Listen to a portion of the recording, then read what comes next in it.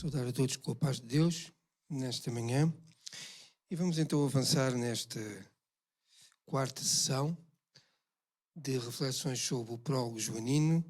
Vamos a João capítulo 1, versículo 1.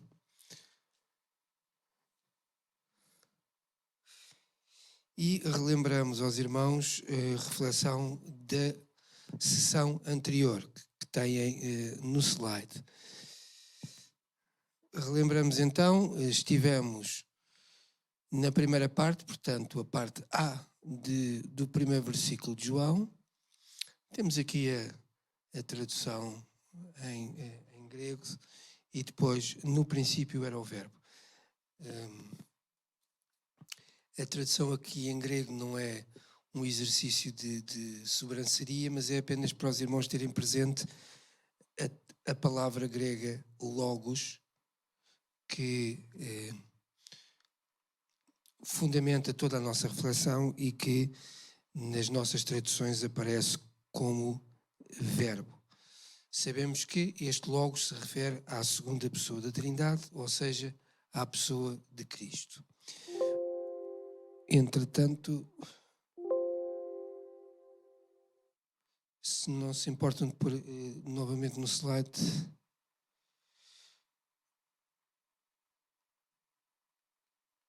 Avançamos então.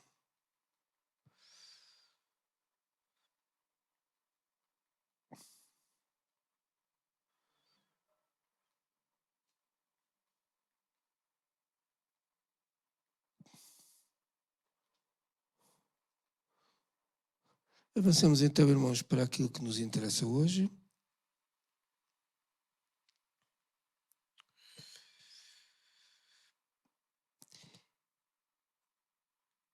Vamos então à segunda parte do versículo 1, que diz: e o verbo estava com Deus. Certo, irmãos? Portanto, no princípio era o verbo, a sessão anterior, e a sessão de hoje, a segunda parte do versículo 1, e o verbo estava com Deus. Temos aqui a palavra grega para verbo, os irmãos já sabem identificá-la. Temos aqui então o logos, aqui, e depois a palavra Deus, que é esta palavra que aqui está escrita. Aqui temos o logos e aqui temos Deus. Okay.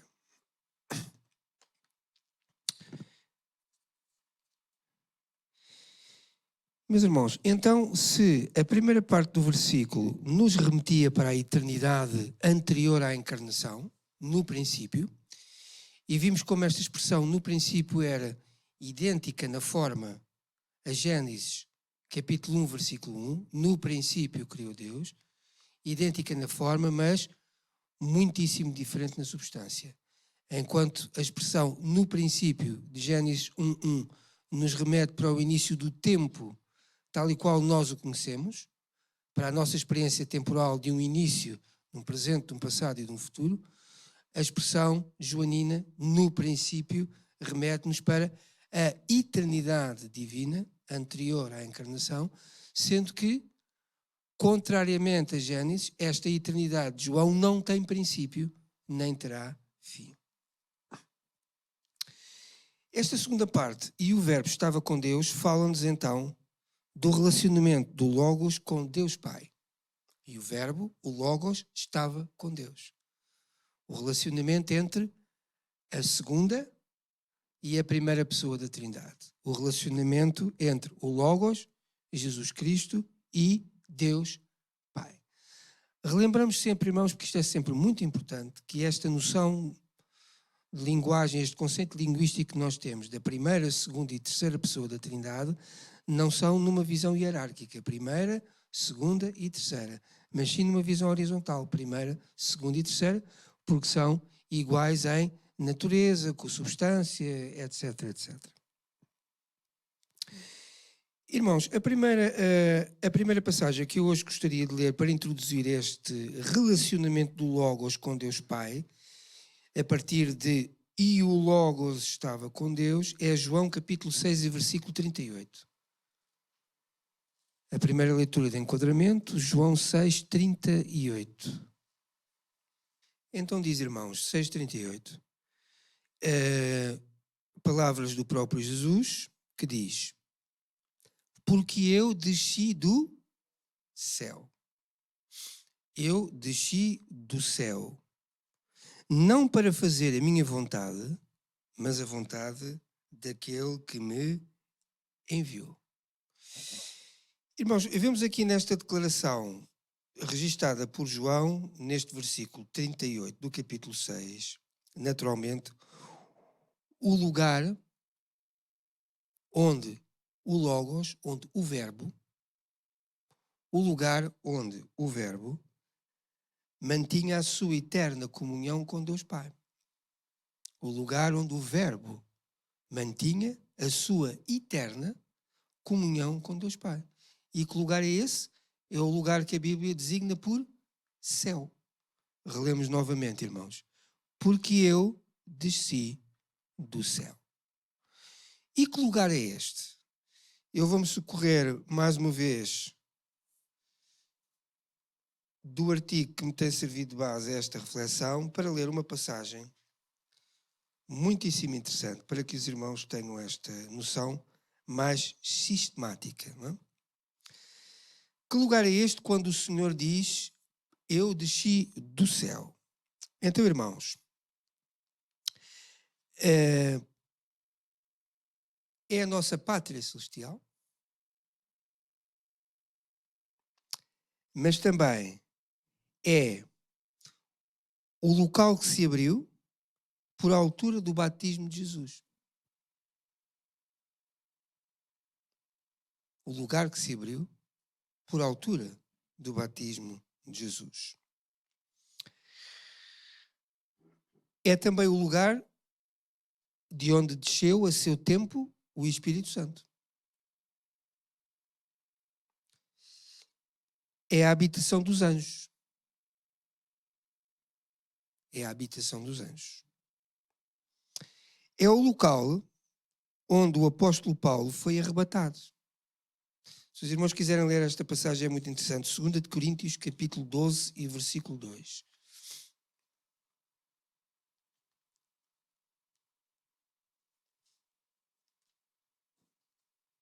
2 Coríntios, capítulo 12 e versículo 2.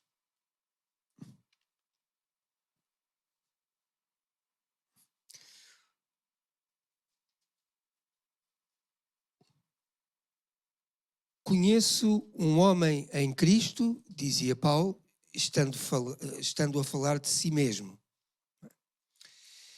Conheço um homem em Cristo que há 14 anos, se no corpo não sei, se fora do corpo não sei, Deus o sabe, foi arrebatado até ao terceiro céu. E ficamos aqui também com uma ideia clara das camadas, digamos assim. Nós sempre temos uma certa dificuldade na linguagem para exprimir estas coisas celestiais, mas das camadas do céu, dos diversos locais do céu. Aqui Paulo fala de um terceiro céu. E sei que o tal homem, se no corpo, se fora do corpo, não sei, Deus o sabe, foi arrebatado ao paraíso e ouviu palavras inefáveis de que ao homem não é lícito falar. E é deste local, irmãos, que o Senhor desceu para se constituir como nosso Salvador. E é neste local que desde a eternidade, os irmãos reparem que eu não digo desde o princípio da eternidade, desde a eternidade o Senhor habitava. Portanto, irmãos, será também o lugar da habitação dos santos após a ressurreição e o arrebatamento da igreja. Certo, irmãos? Vou preparar-vos lugar. Portanto, irmãos, retornando a João capítulo 6, versículo 38, onde nós estávamos, lemos então estas palavras que o Senhor o próprio diz: porque eu desci do céu. Eu desci do céu. Mas agora reparem, irmãos, e o Logos estava com Deus nesta habitação eterna, que a Bíblia designa por céu, mas a segunda parte deste versículo diz: não para que faça a minha vontade, perdão, mas a vontade do que me enviou. Portanto, irmãos, vemos que desde sempre, a pessoa de Cristo, e falamos do relacionamento do Logos com Deus Pai, sempre esteve, sempre está e sempre estará em estreita comunhão. Irmãos, muito, muito interessante. Esta ligação, irmãos, harmoniosa, esta ligação poderosa, esta ligação profunda entre o Logos e o Pai, ela foi manifestada inúmeras vezes na vida e no ministério terreno de Jesus. Os irmãos reparam, e foi manifestada de que forma? Através da oração. Nas orações registadas, nas orações de Jesus registradas nos Evangelhos, nós vemos esta continuação terrena da comunhão eterna que Jesus já tinha com o Pai. E, portanto, irmãos, por 18 vezes, os Evangelhos dão conta, nas orações de Jesus, da manifestação ou da continuidade desta comunhão, deste relacionamento estreito entre o Logos e a pessoa de Deus Pai. Por altura do batismo de Jesus, em que Jesus ora ao Pai, antes de escolher os 12 apóstolos, também Jesus ora ao Pai, pelas crianças, Pai, etc. A ligação ao Pai está sempre presente. No Monte da Transfiguração, em favor de Pedro, diante do túmulo de Lázaro, por si mesmo, João 17 é a oração sacerdotal de Jesus. João 17. Esta oração é, porventura, das orações fundamentais, porque é a oração mais extensa e mais importante nesta fase final do ministério do Senhor. João 17, versículo 1. E Jesus falou assim, levantando os seus olhos ao céu. Porque ao céu, irmãos, sempre foi o seu lugar e é o lugar onde o Pai está. Eu desci do céu. Levantou os olhos ao céu, porque sempre foi a sua casa.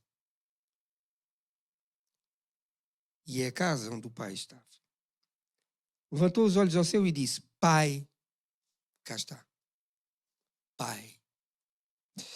E depois, no versículo 5, e agora glorifica-me tu, ó Pai. Esta comunhão eterna que continua sempre presente no ministério terreno de Jesus, particularmente nas suas orações.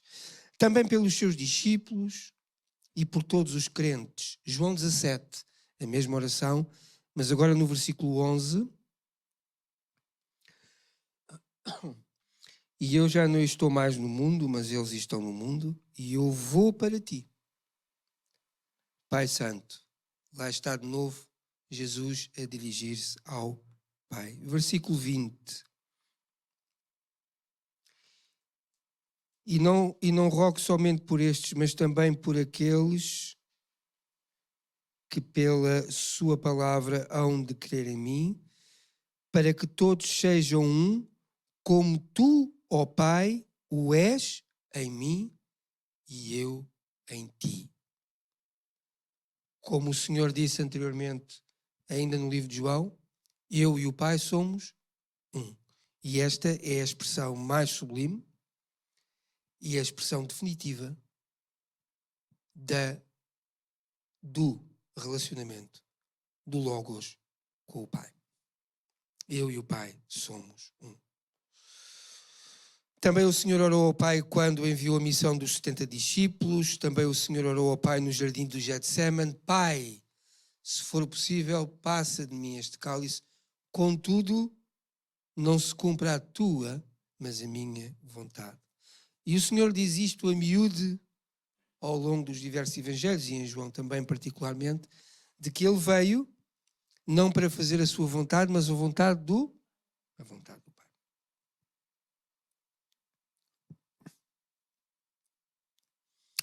Na cruz, também o Senhor na cruz se dirige ao Pai. Temos aqui alguns momentos que são importantes. Agora aqui Lucas 23. Na cruz, irmãos, neste lugar horrendo, neste lugar de humilhação, neste lugar de morte, de tortura, mesmo assim Lucas 23, no versículo 34,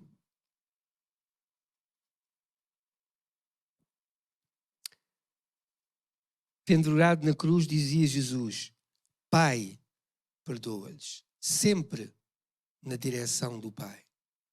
Sempre na direção do Pai. Uma leitura que é muito interessante, irmãos, que uma leitura que este verso, se os irmãos tiverem a bondade de olhar agora para aqui, uma leitura que esta expressão em grego permite, uma leitura que esta expressão em grego permite também é: e o verbo estava na direção de Deus. É uma leitura que esta expressão em grego também permite na tradução.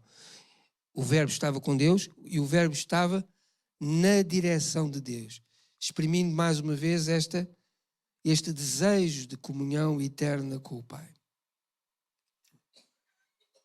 Muito interessante esta passagem. Estava em direção a Deus.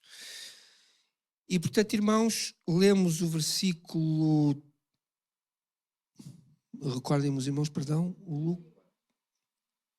Correto, muito obrigado. E agora podemos ler o 46. Vou ter que pôr os óculos. O 46, do mesmo capítulo. E clamando Jesus com grande voz disse: Pai, nas tuas mãos entrego o meu espírito. Sempre esta comunhão em direção ao Pai. E o verbo estava com Deus. O verbo Logos estava em direção a Deus Pai. E, meus irmãos, é esta comunhão que o Senhor deseja de nós. Eu desejo que vós estejais em mim como eu estou no Pai. Desejo que vós estejais em mim como eu estou no Pai. Esta comunhão, irmãos, é oração. Porque Jesus, na sua condição humana, a sua ligação ao Pai era através da oração. Nós, na nossa condição humana, a nossa ligação a Cristo e ao Pai é através da oração. E vemos, irmãos, as inúmeras vezes, as inúmeras e diversas circunstâncias em que o Senhor sempre orava Pai, Pai, manifestando este desejo de continuidade e, na sua natureza humana, este desejo de fortalecimento, de contínua comunhão com o Pai, para que pudesse cumprir a vontade daquele que o enviou. Muito interessante, irmãos, neste particular. Portanto, irmãos, desde sempre, e aqui o sempre, irmãos, é uma palavra portuguesa muito importante. É talvez a palavra portuguesa que melhor transmite o sinónimo de eternidade. Desde sempre. Porque também é uma palavra que não exige princípio nem fim. Desde sempre. Vemos esta comunhão entre, e eu aqui aponto para o grego, esta comunhão entre o Logos, a segunda pessoa da Trindade, e Deus Pai, a primeira pessoa da Trindade. Esta comunhão, que é naturalmente uma comunhão eterna. Coexistindo juntos, também com a pessoa do Espírito Santo, naturalmente, coexistindo juntos, formando uma mesma vontade,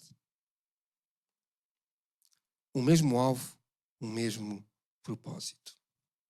Muito interessante, irmãos, esta parte. Portanto, irmãos, porque eu desci do céu, é exatamente o lugar onde o Logos mantinha a sua eterna comunhão com Deus Pai.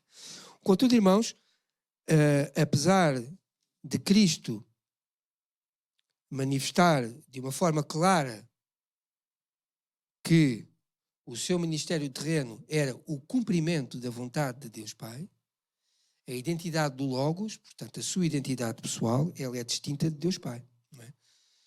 É bem verdade que Jesus veio cumprir a vontade do Pai, mas Jesus veio cumprir porque havia nele também essa vontade e esse desejo. Não foi uma imposição, não é uma obrigação. Portanto, vemos aqui também, muito importante, esta identidade do Logos, esta identidade de Cristo, que possui, naturalmente, uma vontade própria, que é distinta, neste particular, a pessoa de Cristo é distinta do Pai. Deus Pai, Deus Filho, Deus Espírito Santo. Cada um com a sua personalidade, cada um com a sua vontade própria, constituindo um só Deus. Portanto, possuindo vontade própria, o Logos é apresentado como uma entidade divina distinta do Pai, que não obstante forma com ele um só Deus. Deus Pai, Deus Filho e Deus Espírito Santo. Iguais em glória. Iguais em glória. Co-eternos, compartilhando da mesma eternidade, em comunhão. Iguais em majestade. O Pai, o Filho e o Espírito Santo. Iguais em majestade. E finalmente, o mais importante, iguais em essência, em natureza. E os irmãos já sabem responder a esta questão. Qual é a natureza de Deus? O que é que diz a palavra do Senhor? Deus é Espírito. Iguais em natureza. Iguais em essência. Ficou claro para os irmãos? Então, avançamos. Para a terceira parte do versículo, aqui temos, ainda no versículo 1, mas a parte C, ou seja, a última parte, se os irmãos tiverem a bondade de ir até lá, João capítulo 1, versículo 1. Então já vimos, parte A, seminário anterior, no princípio era o verbo.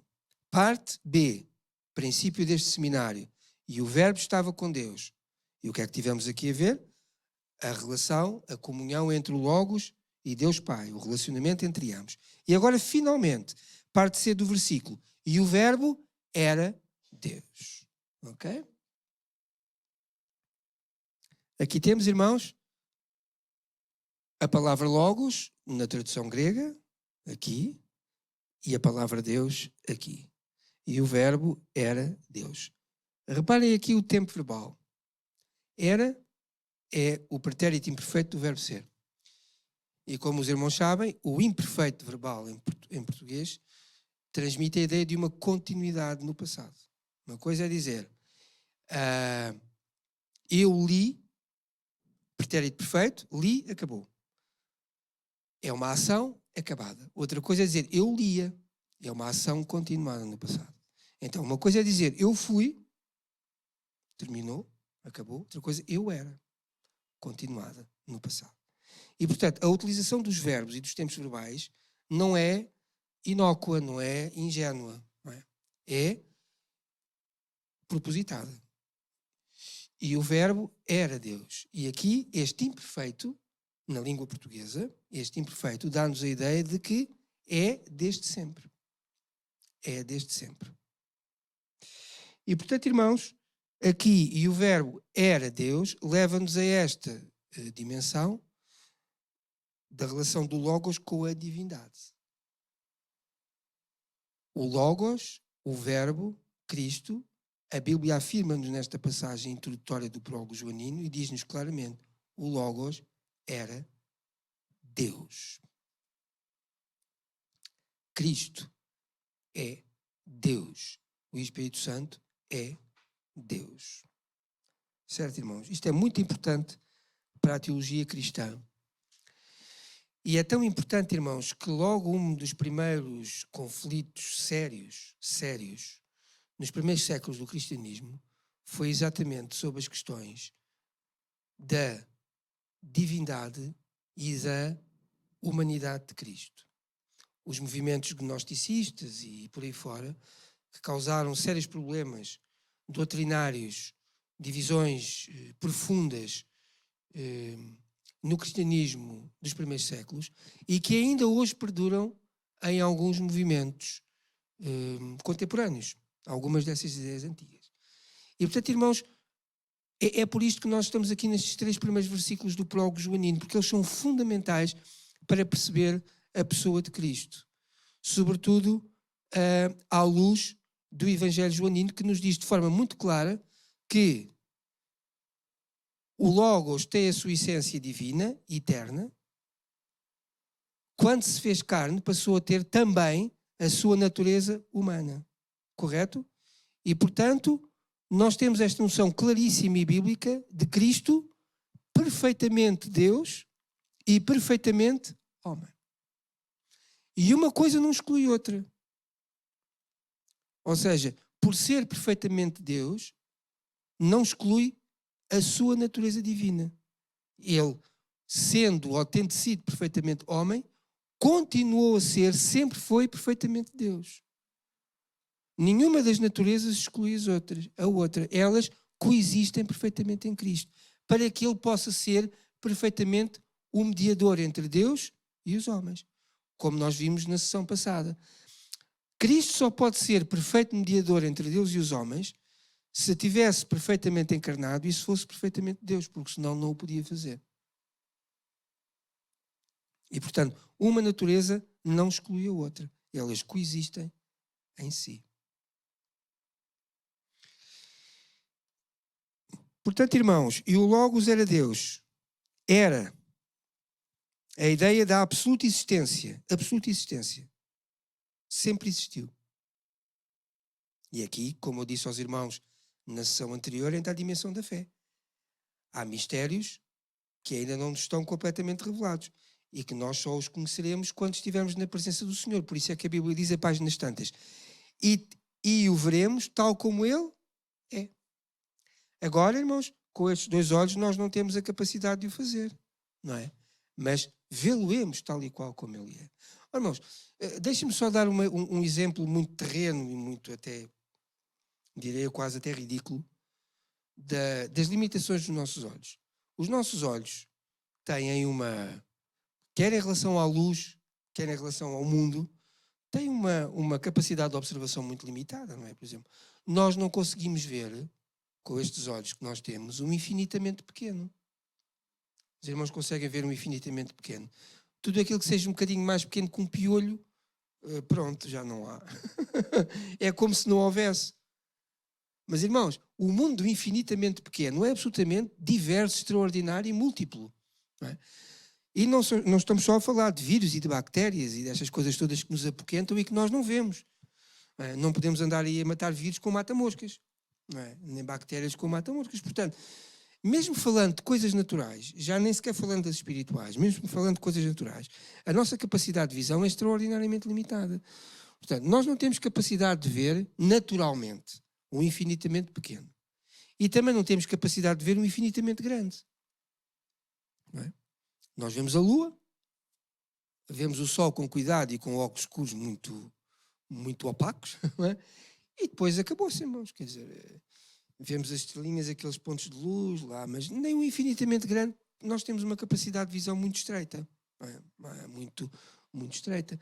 Mesmo em termos de divisão da luz, nós, por exemplo, não vemos os ultravioletas, não é? Ainda bem que não vemos, não é? Não vemos os ultravioletas, não vemos o micro-ondas, mas quando os infravermelhos, pronto, não é? Quanto mais Deus, não é? Aliás, a própria palavra diz que Deus nunca foi visto por ninguém. Exatamente porque Deus é e espírito.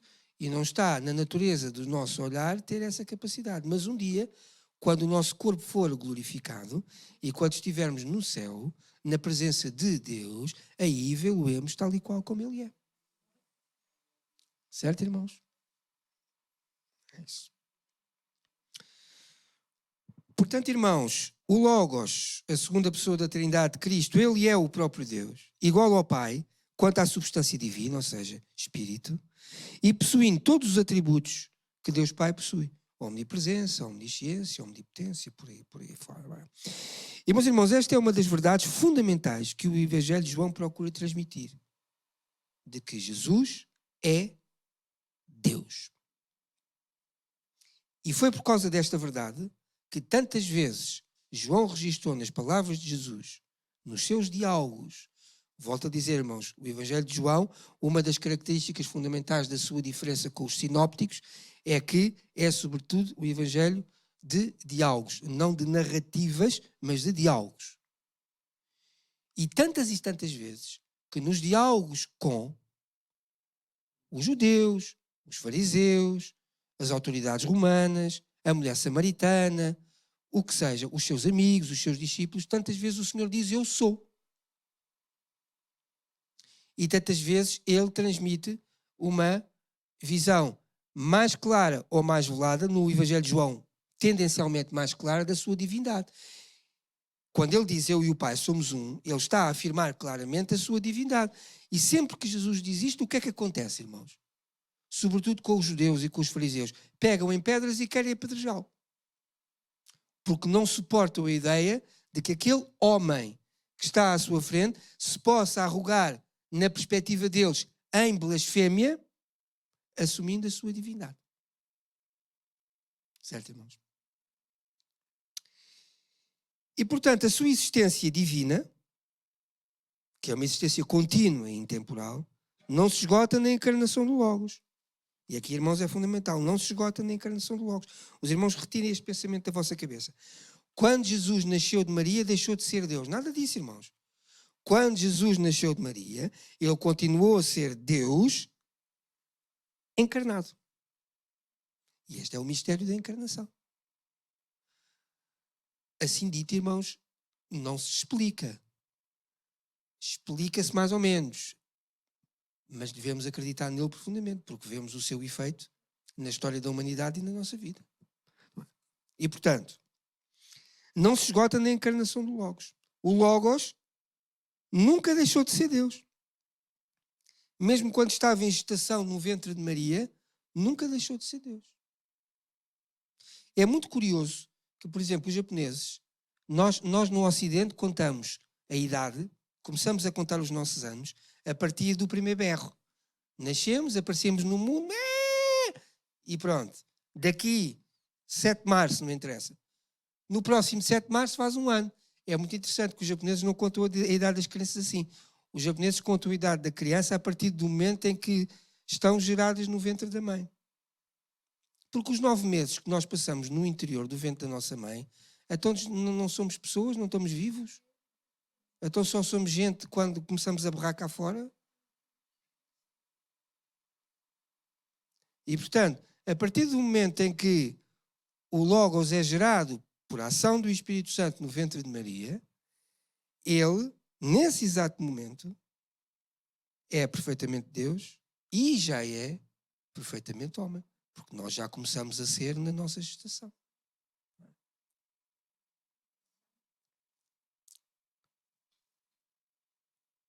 Portanto, ao longo do seu Evangelho, João procura salientar sempre a divindade do Logos encarnado de Jesus. Perfeitamente homem, mas perfeitamente Deus.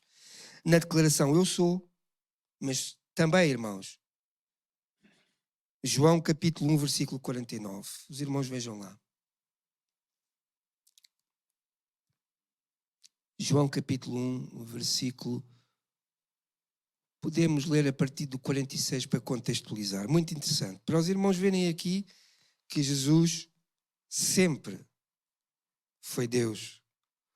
E não é a sua encarnação que interrompe a sua natureza divina. Os irmãos reparem, João capítulo 1, a partir do versículo 46, temos aqui um diálogo absolutamente extraordinário com Natanael. Disse Natanael a Filipe: pode vir alguma coisa boa de Nazaré? Porque Filipe tinha falado anteriormente de Jesus. Jesus de Nazaré. E Natanael disse: mas pode vir alguma coisa boa de Nazaré? Disse-lhe Filipe: vem e vê. Jesus viu Natanael vir ter com ele e disse dele: eis aqui um verdadeiro israelita em quem não há dolo. E disse-lhe Natanael: de onde me conheces tu? Atenção aqui, irmão. De onde me conheces tu? E Jesus respondeu e disse-lhe: antes que Filipe te chamasse, te vi eu, estando tu debaixo da figueira, antes que Filipe te chamasse. E o que é que Natanael respondeu e disse-lhe? Rabi, tu és o Filho de Deus. O que é que Natanael reconheceu em Cristo? A sua omnisciência. Ele olhou para Jesus e ele estava bastante reticente, para já não acreditava que Nazaré viesse coisa boa, não é? E depois tem aqui esta resposta até um pouco dura com o Senhor: de onde me conheces tu? E o Senhor responde: ainda antes de Filipe te chamar, eu vi-te lá debaixo da figueira. E Natanael reconheceu logo imediatamente, naturalmente pela pessoa do Espírito Santo, não é? Naturalmente pela pessoa do Espírito Santo. Mas ele percebeu imediatamente que aquele Jesus que estava à sua frente não era apenas perfeitamente homem, mas também era perfeitamente Deus. E reconheceu a sua omnisciência. E é por isso que o Senhor diz a seguir: Jesus respondeu-lhe e disse: porque te disse, vi-te debaixo da figueira, crês? Coisas maiores do que estas verás. Mas ele reconheceu imediatamente a divindade do Senhor. Porque não era possível a uma pessoa natural dizer isto, não é? Antes que Filipe te chamasse, eu já te tinha visto debaixo da figueira. E ele disse: é lá. O que é isto? É o Filho de Deus que está a falar comigo. O Filho de Deus que está a falar comigo. Não o Filho do homem, o Filho de Deus. Encarnado. E Natanael reconheceu logo isto. Muito interessante, irmãos, este aspecto. E, portanto, irmãos, temos aqui esta declaração de Natanael quando ele se deparou com a omnisciência de Jesus. Meus irmãos, então, nós vamos terminar esta parte sem que possamos ainda falar da declaração de Tomé. Coitado do Tomé, não é? Que é tão vituperado como exemplo do incrédulo, não é? Como se nós nunca tivéssemos duvidado na nossa vida. Quer dizer, eu falo por mim, não posso falar pelos outros, ou pelo menos. Irmãos, nós somos isto. Nós somos isto, não é? E por isso é que o Senhor se fez carne. Para nos conhecer perfeitamente, não em dúvida e em incredulidade, naturalmente, como nós, porque o Senhor sempre manifestou o lugar de onde veio, quem era, etc. Mas para que, como diz a própria palavra nos Evangelhos, ele, tal como nós, e atenção agora aqui ao termo, porque é o termo bíblico que lá está escrito, em tudo foi tentado. Ele, tal como nós, em tudo foi tentado. Na sua humanidade, em tudo foi tentado. Mas sem pecado. Ou seja, sendo tentado, em tudo, sempre saiu vitorioso. E é isto, irmãos, que o Senhor veio, para que possa ser perfeito mediador entre Deus e os homens. Porque quando nós somos tentados, o Senhor conhece perfeitamente a natureza da tentação. Porque Ele, tal como nós, em tudo foi tentado. Portanto, Jesus, o Logos de que falamos, o Verbo, não tem uma noção teórica do que é ser humano. Ele foi perfeitamente humano.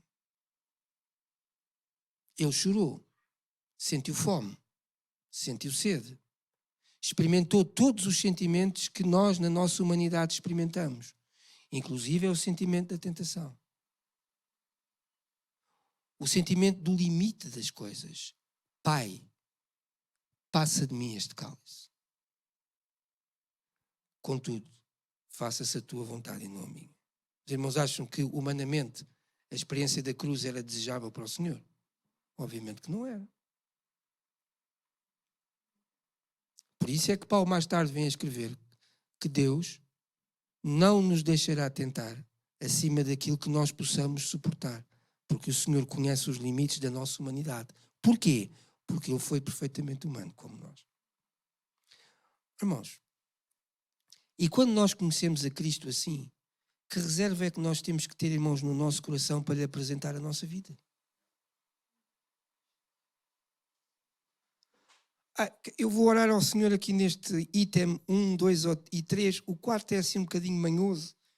Vou aqui deixar um bocadinho escondido. Irmãos, os irmãos perdoem-me o termo. Estamos em família. Isso é uma idiotice, não é?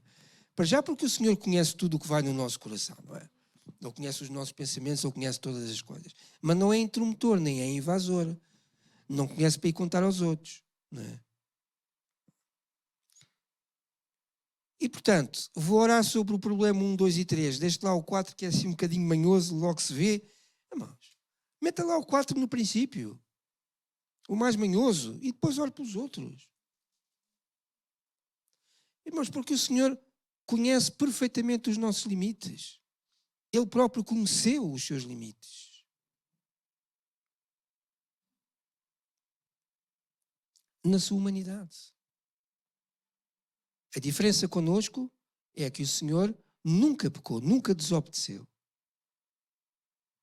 Nunca foi rebelde à lei do Senhor. A sua natureza continuou sempre incorruptível. Mas ele falou sempre com quem teve que falar. Ele encostou-se a um poço a falar com uma mulher prostituta, com uma meretriz. Ele tocava nos leprosos, tocava fisicamente nos leprosos, como nós vemos. Aproximava-se das pessoas, fossem ricas, como Zaqueu e como outros, fossem pobres, fossem assim. Ele conheceu a humanidade no seu melhor e no seu pior. Ele conheceu a humanidade, se assim podemos utilizar o termo, na sua glória e no seu abismo. Sem pecar, mas conheceu-a. E por isso, irmãos, nós podemos chegarmos a Ele perfeitamente, porque temos nele, irmãos, como dizem Hebreus, um sumo sacerdote que é capaz de entender, de compreender toda a conflitualidade, toda a confusão, todo o caos do nosso coração e da nossa vida. E pô-lo em ordem.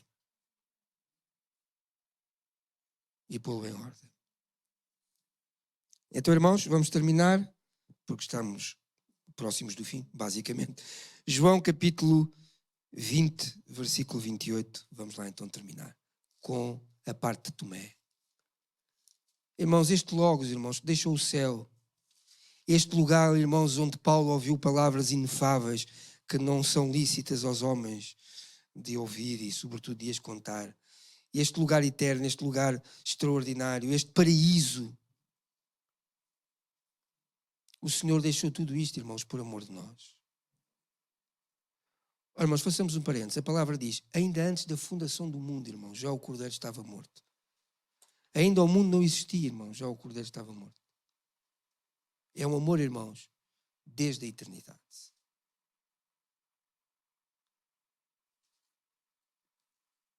Vamos então terminar com esta declaração de Tomé. Vimos a declaração de Natanael, o reconhecimento da omnisciência de Cristo encarnado, e agora a declaração de Tomé, João 20, 28.